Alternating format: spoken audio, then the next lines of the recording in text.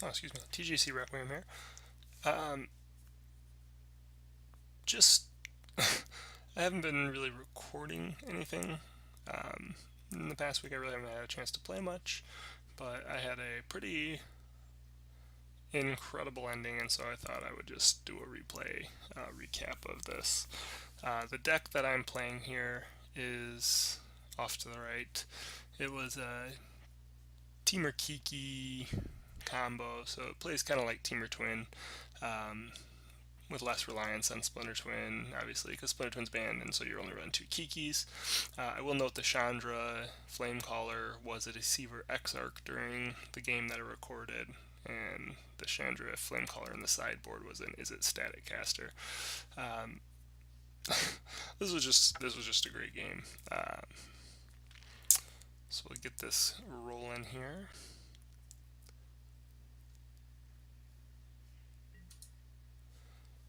Alright, so I'll just try and go through what my train of thought was.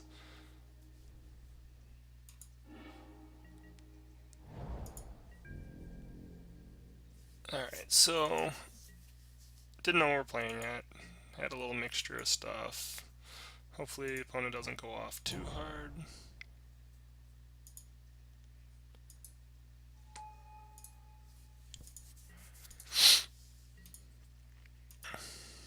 So we know we're on 8 rack.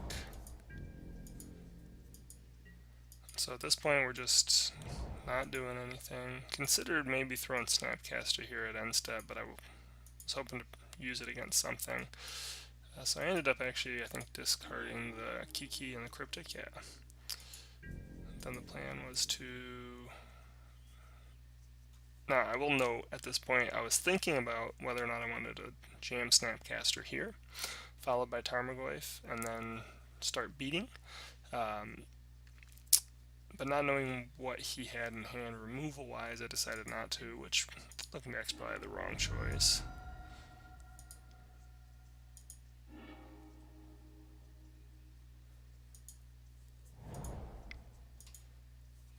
Probably better to just get the beats going. I just was worried about if I played everything out too fast, I may end up hitting like another rack or Shrieking Affliction or something.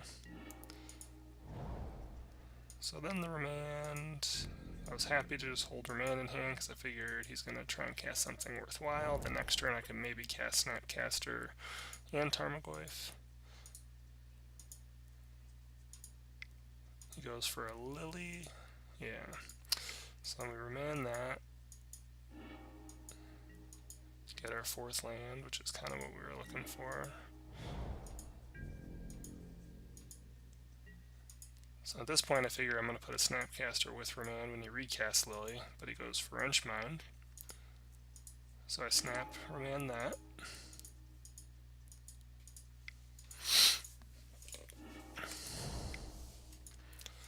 And then he Wrenchminds again. We get rid of the 2 lands.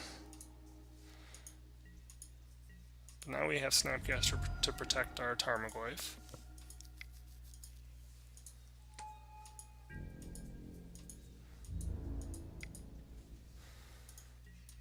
Actually, we're just going to run this. So now he casts Lily, he down ticks, we sacrifice the Snapcaster.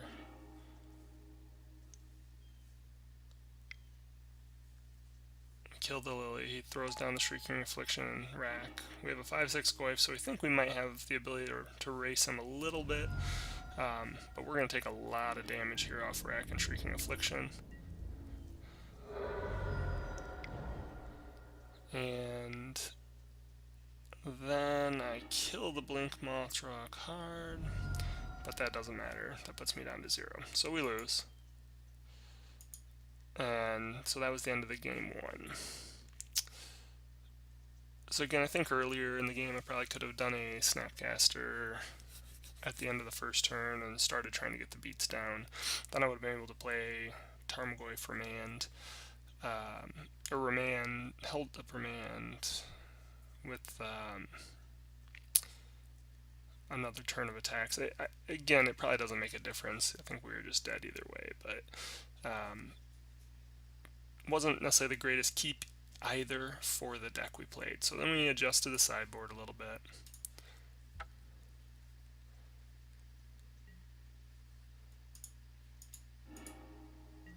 So we get this hand, which I think is pretty good. Negate, Remand, and Snapcaster.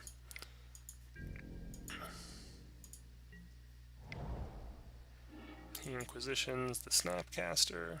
We play another land. And we just hold up in case he goes for like a Wrench Mind. He goes for a Wrench Mind, which we, I believe, remand.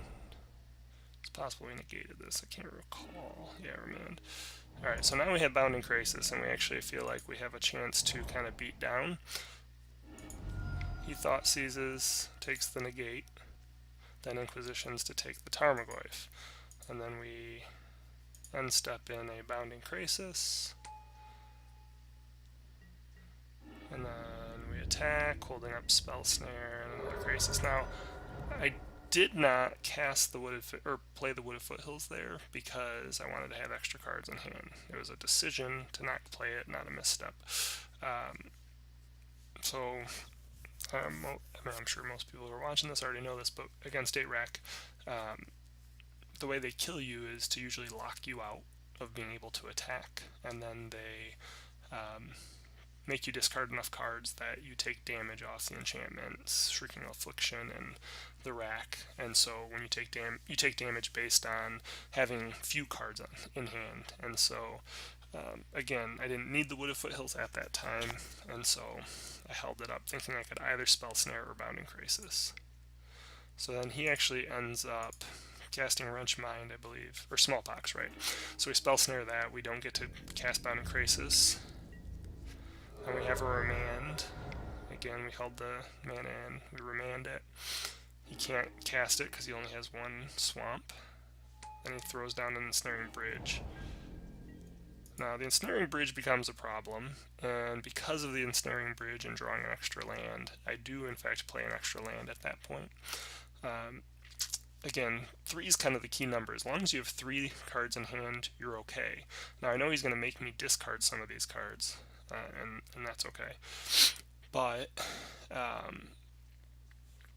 at this point, having the Ensnaring Bridge down, I wanted to A, thin my deck to get closer to my Ancient Grudges that I'd sideboarded in, and B, I wanted to be able to get to the point where I could cast multiple spells. So think like Electrolyze and an Ancient Grudge or something like that later in the game, so that I could do damage or cast a creature and blow up an Ensnaring Bridge so I could attack. Just some sort of combination of that sort of stuff. So he ends up Wrenching the Mind. I think I sack the land, right? Get the land and then I Electrolyze. So I draw, got a Cryptic Command, I discard the Foothills and the Crisis. Because at that point, I'm thinking I'm going to use the Cryptic Command at some point to bounce the Ensnaring Bridge. Then I draw Ancient Grudge. We blow it up and attack with the Bounding Crisis.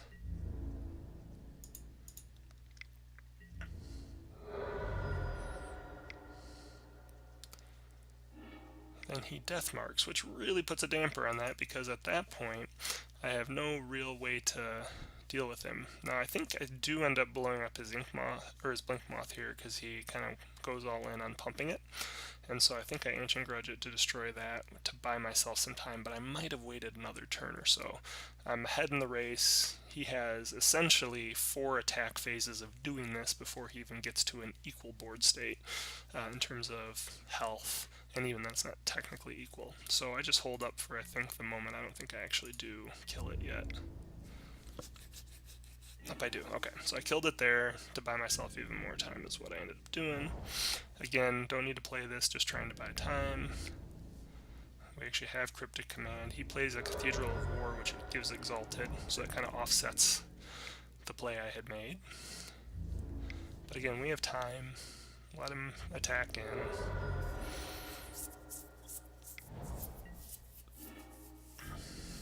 Alright, so now we get Desolate Lighthouse, and the thought is, okay, well maybe we can grind him out here. Lighthouse to filter and get some sort of threat. He goes in with the Liliana, and I'm pretty sure I Cryptic counter draw. Yep, draw a land, which is not the best.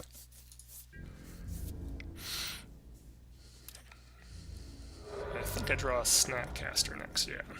So now I draw a Snapcaster. I'm pretty sure I snap into Electrolyze to kill off the Blink Moth before he goes to combat, so I can do 1 damage to him.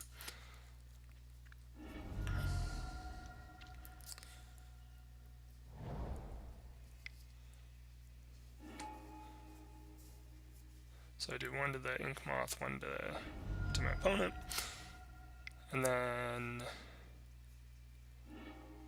yes. So then in my turn, I actually Desolate Lighthouse filter out the Stomping Ground for the Vendilion Click, and then attack, and then his draw step. You'll note I mark to play at his draw step, or it doesn't show it, but I did. And then at his draw step, I cast the Vendilion Click, and he concedes, as I would have taken away whatever he could have done. So that was game 2.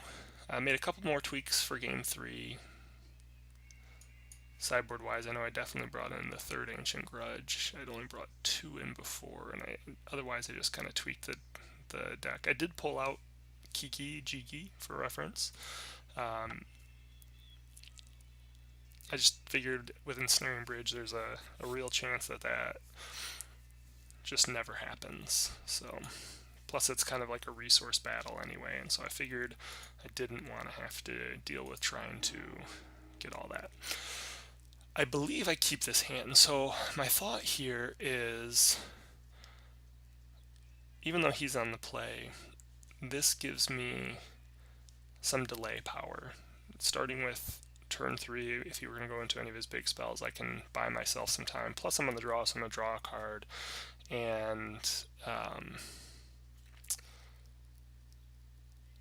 don't know, I just kind of think like, well, Bounding Crassus gives me a chance. Certainly he's going to Thoughtseize or Inquisition something away, but having access to the islands, cards to pitch, and 3 cards that are relevant even though they may get Thoughtseized away, it seemed better than going to 6 against a deck that was definitively going to be trying to,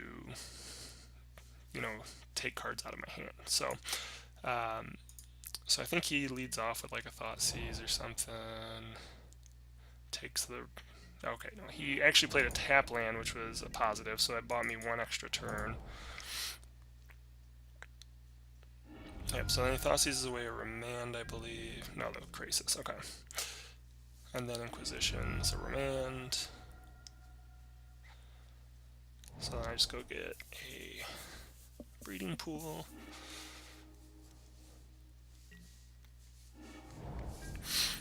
Sulfur Falls, holding up Remand. He plays a Rack. I'm not going to Remand it because he can just recast it.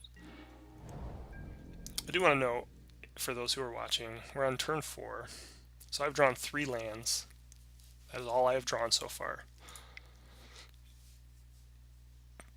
Lily, I do Remand the Lily. Draw another land.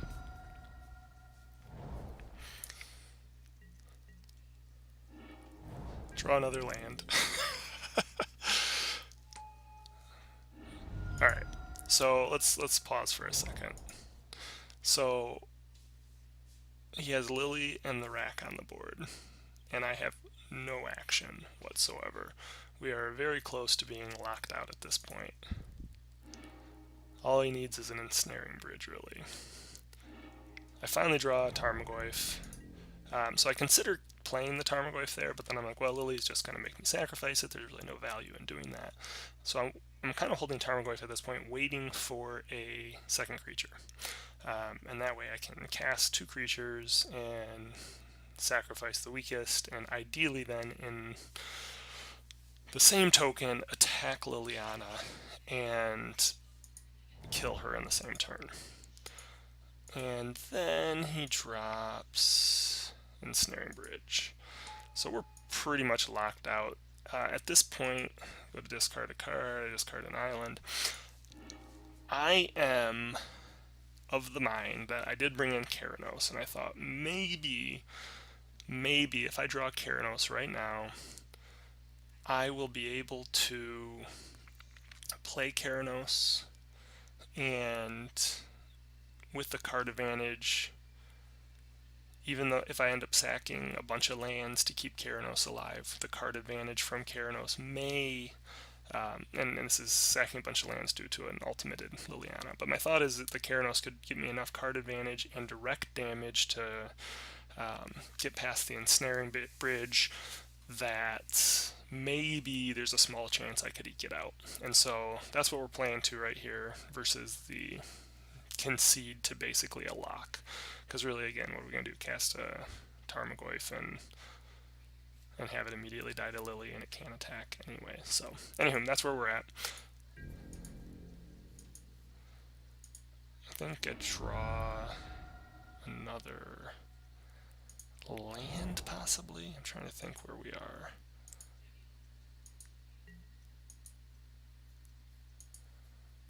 So still not taking any damage yet. So we draw another land. Pass turn, because we still can't do anything. He upticks. Alright, and so this is kind of it. We're like Keranos this turn or bust. And we draw... Not Keranos. We draw Huntmaster of the Felt. So I cast Huntmaster here, and I think, well, there's this small chance that this buys us the 1 to 2 turns we need for Keranos, because it's going to gain us 2 life, it gives us 2 creatures, maybe we get super lucky and he downticks to make us sacrifice the wolf, and if he doesn't make a play, then it'll flip and do 2 damage to our opponent, redirect it to Lily. So we play this, he realizes that I can't do anything because I can't attack with his, and obviously he realizes this because it's his deck, but we can't attack him with Ensnaring Bridge on the battlefield, and so instead he just plays his land that he draws and then upticks, which causes Huntmaster to flip, and when Huntmaster flips, we do 2 damage to Liliana.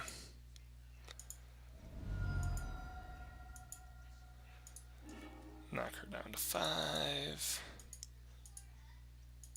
And then we draw Tarmogoyf. So Tarmogoyf allows us to play Tarmogoyf, which flips Ravager back. So now if he doesn't play anything next turn, we get to knock Liliana down 2 points again when the Ravager flips. So that's the play we make.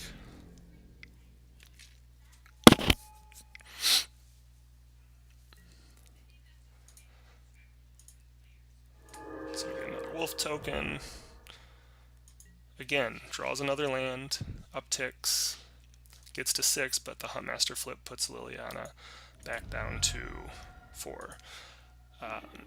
At this point, I'm just like, well, maybe I'll get an Ancient Grudge or something. That's really kind of my only out. That, or if I draw into some burn. I draw Electrolyze. Now, I kind of go into the tank here for a minute. I'm trying to think, like, what are the odds of casting Electrolyze, doing the damage directly to my opponent versus redirecting it to Liliana? Will the card that I draw be castable, allow me to flip Ravager again? Because then I was trying to think, well, if I point the damage at Liliana, and then it upticks, that still leaves her at 1, but, you know, what are the odds of me getting it the next turn? Or I decide that I end up wanting to point the damage at Liliana because there's a possibility that the next turn, even if I, like, get her down to 2, and then he upticks, and I do get to play something else, and I uptick, flipping Ravager, putting her back down to 1, then there's still a chance that maybe I draw like a Lightning Bolt and get to kill her. Or if I just do it, I could draw a Lightning Bolt right now. So I play the Electrolyze and do the damage and draw into a second Electrolyze, which I immediately point at Liliana, which flips my Ravager again. This is the most insane game. And draw an Ancient Grudge. Now I want to note, right now we are at 2, 12, 13, 14, 15, 16, 17, 18 damage coming across. Opponent draws Thoughtseize, pitches the Ancient Grudge, and on our turn, we flash it back to destroy the bridge and attack for lethal. Technically, the opponent conceded before we attack for lethal, but these are the games, which is why you play Magic. And this was just one of those games that was so fun and so amazing. I can't believe like I said, I was basically on a Keranos or bust turn, drew Huntmaster and thought, well, maybe it gives me 1 to 2 more turns, and then just like the perfect combination of cards for me and my opponent just drawing lands to basically end up pulling out a miraculous win. So it was just really fun. The deck itself's cool. I did, like I said, I did change the Is It Static Caster to a Flamecaller and the Deceiver Exarch in the main to a Chandra Flamecaller, rather. And that's just because I think the deck, and again, it's tough because this is a different sort of matchup than other matchups might be, but I think the Kiki thing here is just kind of incidental. I mean, it's nice if you can get the win, but Kiki's more of a value play here. Like, Kiki can flip your Tarmogoyf for an extra Tarmogoyf to attack that turn while you leave 1 up, or flip it into a Snapcaster to get an extra Snapcaster trigger. You know, again, you can still combo out with Bounding Krasis, but you can also just hit Kiki on a Huntmaster and gain 2 life and a Wolf token. And so since it's kind of just like a value engine with this deck, which is also why the Thragtusk's in the side, the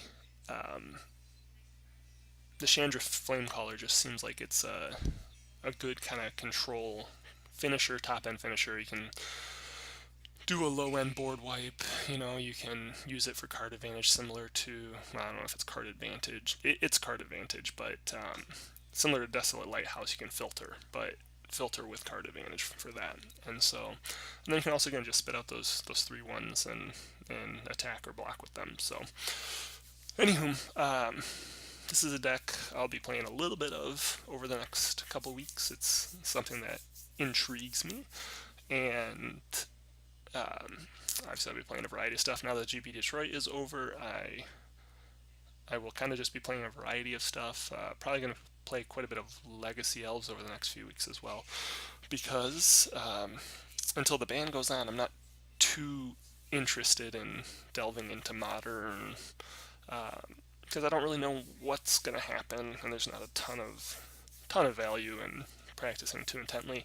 Whereas I did trade into a Legacy Elves deck over at GP Detroit, and so I'm kind of excited just to kind of learn that deck a little bit more, and that's probably what I'll play at the next FNM I go to, is a Legacy one. So hopefully you enjoyed this video, and you guys have a good one.